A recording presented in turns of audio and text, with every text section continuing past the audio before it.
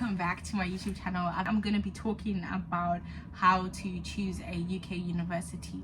So my previous video has obviously been about my experience choosing a UK university and how God wrote that story for me, but today I'm going to be sharing with you guys basically what I think you should consider before making a decision to settle with a UK university. So there's obviously the Times rating and the QS ratings that show you how a university ranks, especially in the UK, or just world ratings of a university, of the universities in the world.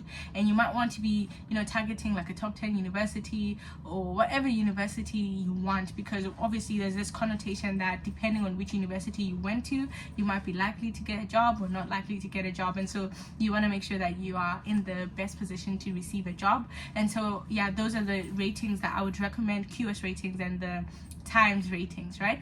But talking about UK universities, you need to consider the location of that university. So if this is a UK university based in London, it's most likely to be more expensive, and it's most likely to also be where the real life is at. And if money is not a problem and problem is how to spend it, you might as well go for the London option. Or if you're just like full of faith that regardless God will provide, go for the London option. But if you are more on the I'm just trying to get out of the country, I'm just trying to get my feet out there, go more for cities outside of London, cities as far as possible. Where I live is considered cheap, so I'm based in Wales and it's considered cheaper, but when I went on placement I realized that Yorkshire was actually way cheaper as well. So it's worth considering where you want to be located, because it can be like way cheaper, and so there might be less that you need to show on your statement as well. So on top of that is also the idea of like the size of the city. So for example, I'm based in Swansea. It's quite a small city, to be honest,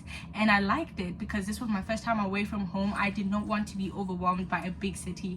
I wanted the option to visit the big cities but living in a small city, and so that's what I did, and I really enjoyed it, and I would do it again if I'm given the opportunity. Now I'm like ready to branch out to like maybe bigger cities, but I definitely needed that small city to get used to the shops, get used to everything around me, and have an easy access to everything around basically, and not get lost. So it depends if you're a night person. If you prefer like the nightlife, a big city and the noise and everything like that, you might as well go for the London option. So the third thing I think is very important is also just like the community around. So it's a Welsh city, but also most people know English, most people speak in English, so it wasn't a challenge. So I think you want a place where you can understand the accents. So one thing you realize when you come to the UK is that there's so many different accents, and so you want to be in a place where it's easy to understand what people are saying. I find the Scottish accent hard to understand, and it's like I had to work with people from Scotland, and I was like working on really like capturing it, because some of them are so fast and it's like you might miss it. And so it's like all of that, you need to incorporate that, and like with time you just get used to the accents, to be honest.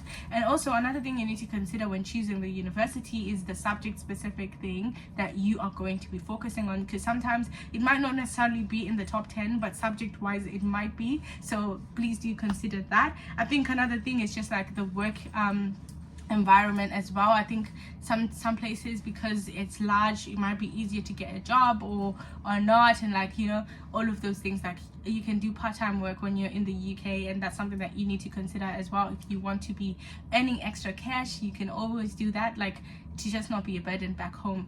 But more than anything, like if you want to choose a UK university, I think that the best thing to do is also pray about it. And because once you're this side, you're this side, and you can't just go back easily. It would mean like thousands of pounds to go back. So you want to make sure that you have chosen a place that God approves of, and a place that you're gonna enjoy your time in.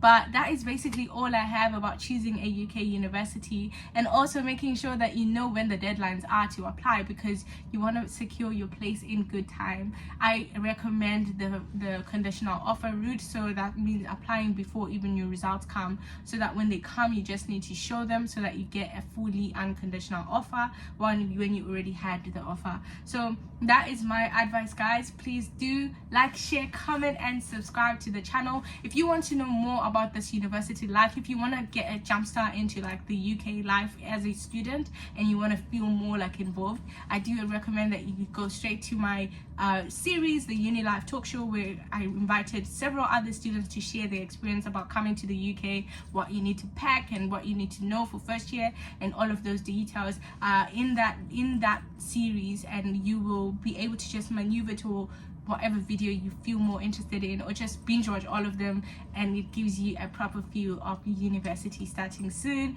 But apart from that, thank you so much for watching this video. I'll see you next time, but for now, bye.